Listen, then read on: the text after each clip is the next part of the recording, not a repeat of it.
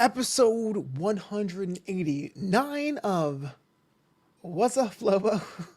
You know the drill, you know the deal. This is where I get to chat about things that are happening around my life and things I'm working on and things I've come across in this crazy topsy-turvy world. But as always, before I get started, just gotta say, man, there's many ways to support the show. You can buy me a coffee. And what that means, it's a one-time donation right there in the link below, buymeacoffee.com/FloboBoy. It's just a little bit of a tip jar if you like the content I'm putting out there. And then, of course, the patreon.com/FloboBoy. It's the boisterous crew where you get to unlock cool stuff. I'm going to do 2 episodes of Flopitos, a book club this month. I just got to finish the books to do it. So check that out. Patreon.com/FloboBoy. It's a brand new series exclusive in the platform called Flobo Tries, where I actually tried cool stuff. So I've tried liverwurst for the first time, starfruit for the first time, and many, many more. Check that out at the Patreon, patreon.com/FloboBoys. Now, you may have seen the title of this episode, and if you watch my stuff as if this recording, I'm actually recording this on Tuesday. Last night on What's Up Flobo After Hours, I kind of let the cat out of the bag. I spilled the beans early. And that is after 70 episodes and the finale special on November 22nd, 2021. After Hours will be having its series finale, which is, as my buddy JLJ would say, crazy talk. I just want to say, as I'm going into why, but I just want to say it's been so much fun to foster a community that comes together at a certain time. And it's Monday at 10 o'clock Pacific, and it really is the worst time to do anything. Like it's 10 p. It's late in the West Coast. It's even later on the East Coast. It's 6 a.m. crack of dawn. In England, it's the middle of the day. In the Philippines, like it is the craziest time to do anything. But it is something cool to hit a button to go live, and I'm on this platform called StreamYard. This is where I do most of my shows, or all of my shows. And it has like a little running count of how many people are watching concurrently. And it is kind of surreal to see, doing this show and having one person morph into 2, morph into 4, 12, 16, 25 people at once. It's not a lot, but it is really dope that all the things you can experience, TV shows, movies, scrolling your phone, sleep, that people came through. But it is time. I always am a firm believer of pruning or anything you're working on. And this time it'd be my content and seeing what works and what doesn't work for you, and evaluating the importance of it.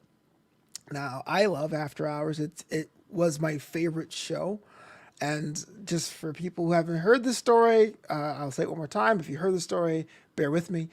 It was kind of like an evolution of a cool idea. Like I wanted to do a sister show to this show, What's Up Flobo. So this one's supposed to be more about my life, and After Hours is going to be me in my room talking about news stories or things I've worked on professionally, kind of like this, like Monday night after the Raw after show and after buzz. I'm going to go and sit there and talk about that. And it became that. It became an evolution. By episode 2, I had AfterBuzz friends in the chat. I talked about times I met professional wrestlers. And then I said, okay, I can't just be talking about myself for an hour, even though I do this all the time.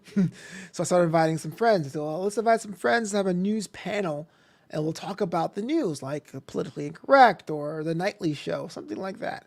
But by the time I had that idea, it was like August of 2020. Everyone had news fatigue, and my friends didn't really read the news articles we were going to talk about. So it was kind of like, all right, let's make this a comedy show.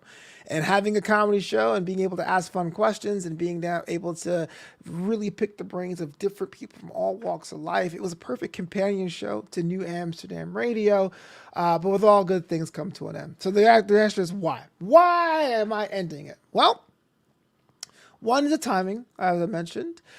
2, as far as what is serving me professionally, I think I proved a lot with After Hours. I proved that I can write and produce a live comedy show. Yes, the show is written.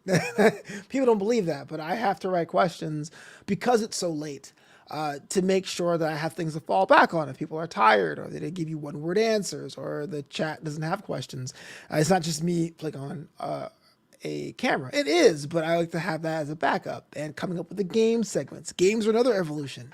I always say that I didn't have games at all until I had a guest, Jim Alexander, where someone always who knows Jim personally, he gets really misunderstood. So I did a game. It was called True or False, where I gave him statements to tell me his thoughts about things to really show his human side.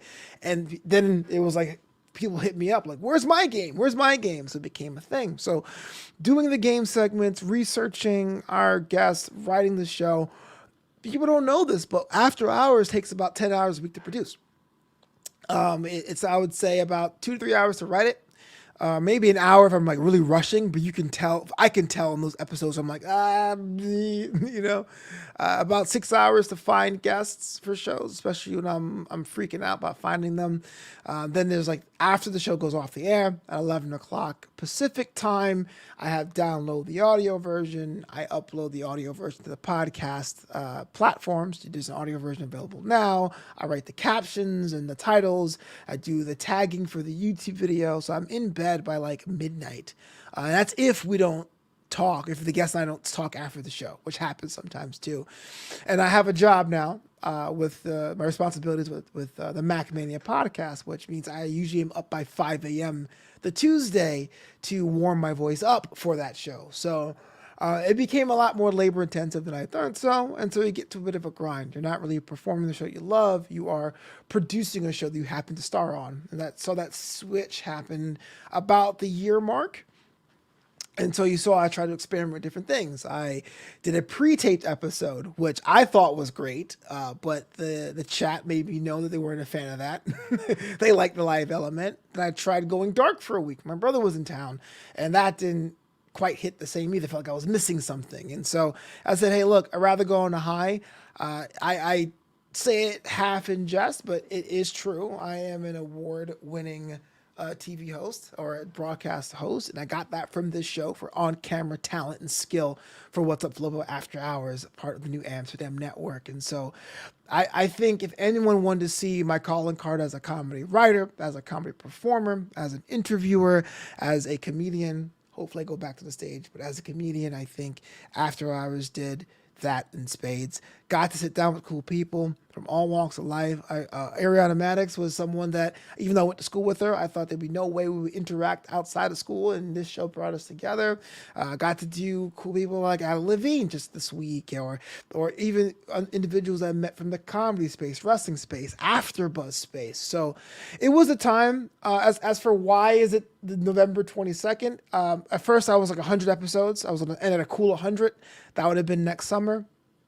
Didn't have the energy for that. Then I was like, 75 is Christmas week. Let's do that. And I also realized doing a finish line kind of changes the perception of where that finish line will be.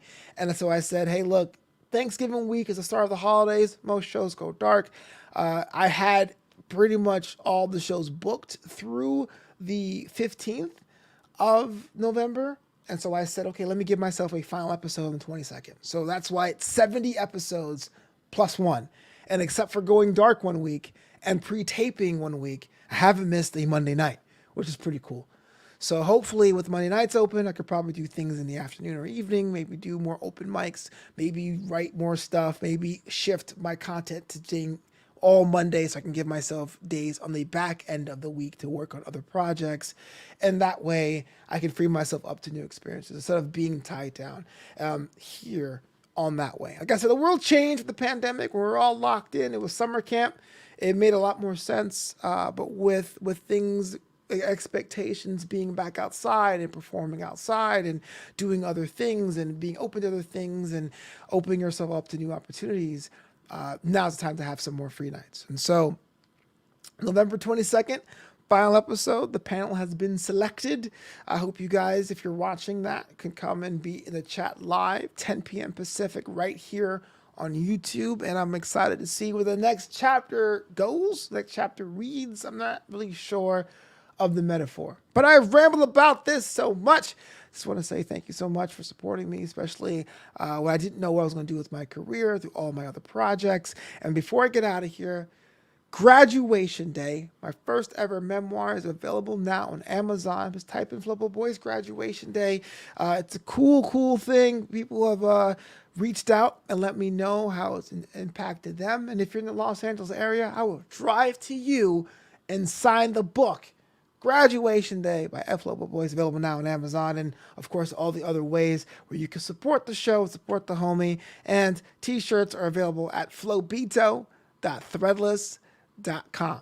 That does it for me. See you next time, I guess, on Wassup Flobo.